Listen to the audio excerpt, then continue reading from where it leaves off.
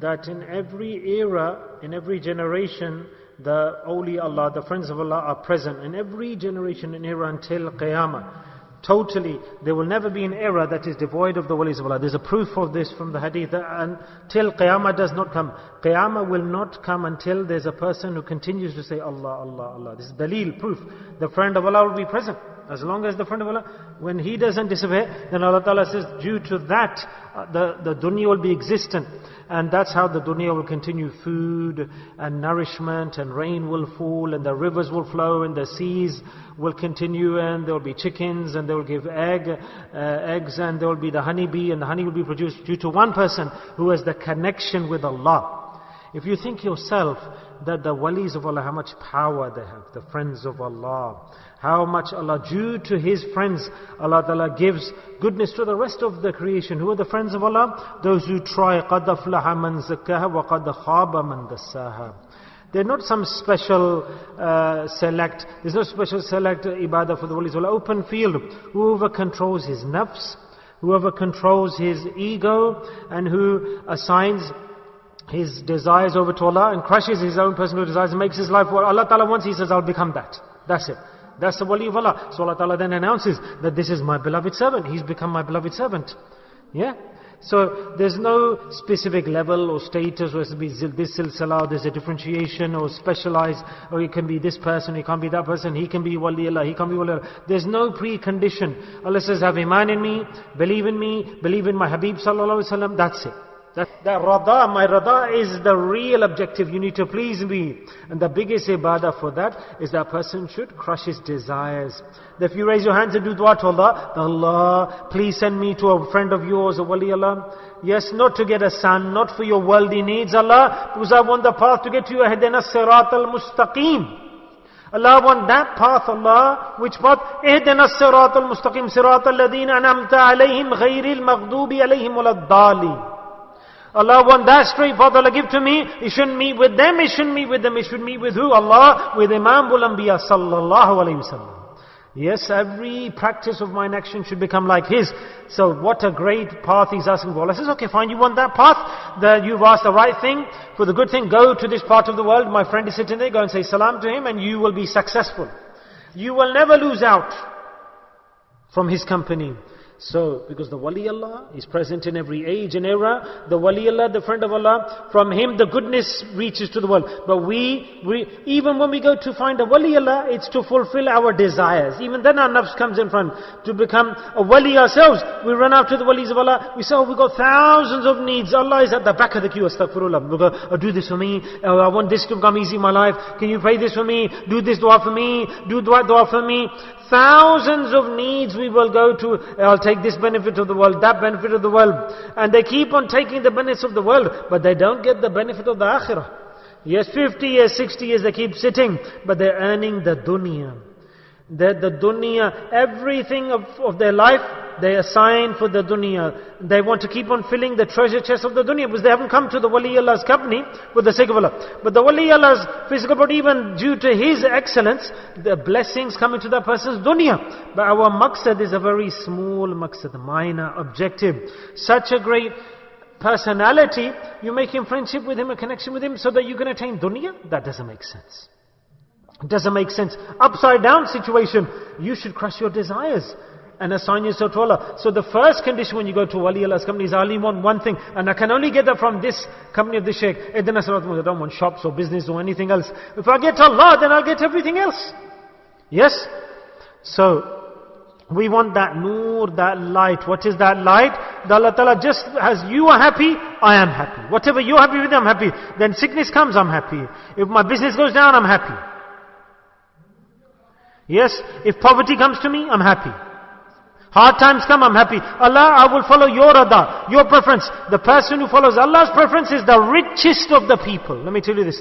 Whoever's happy with Allah's given, then most of all, because the person who's happy with what Allah's given, even the king, he stays in depression. This was, I want this, I want that. Even the king is down mentally.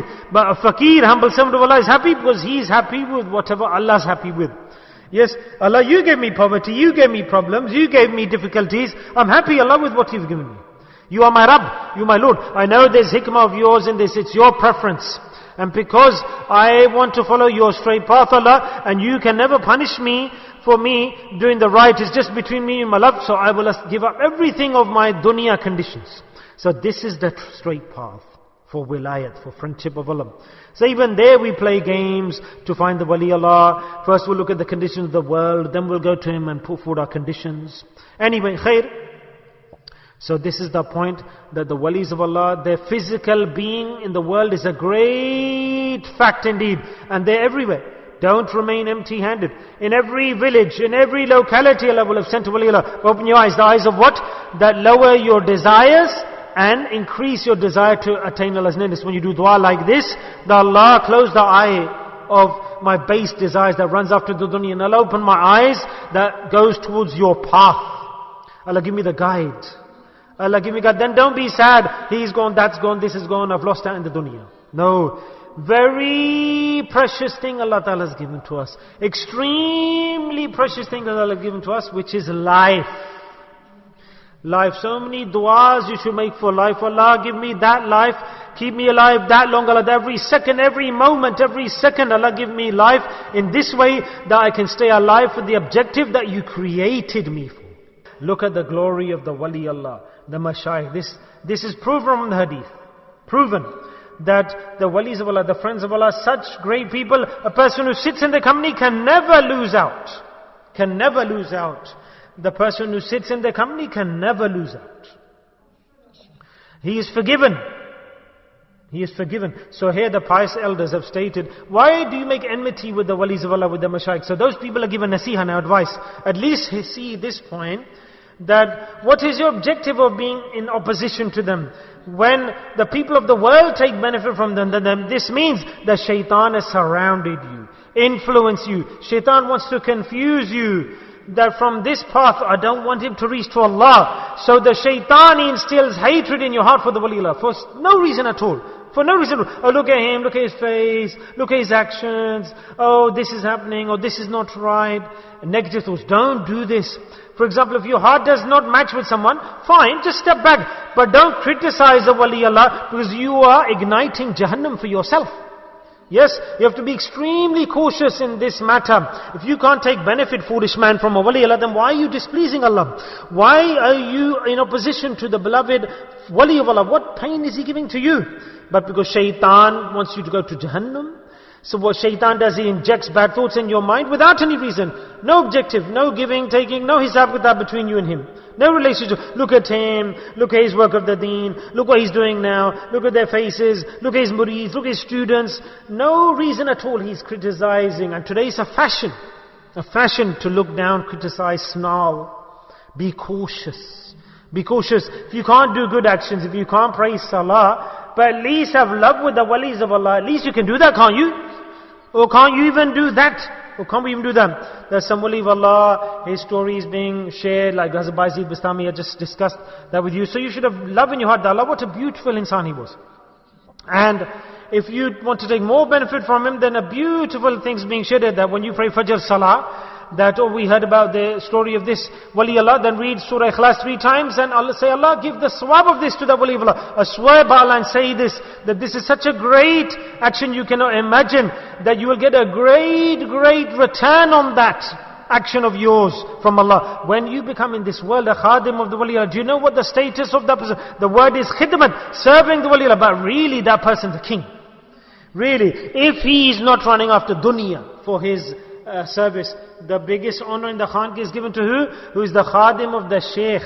You know that's the biggest rank of the person in the Khanqa. Here. And a special select person, every person can become like that person. Allah Ta'ala gives them the special capacity that they can do this duty. Allah instills a quality into them. Adab, comportment, manners. Look, Hazrat Khwaja Masoom, because this is tasawwuf, so some points I'm sharing with you so you can understand.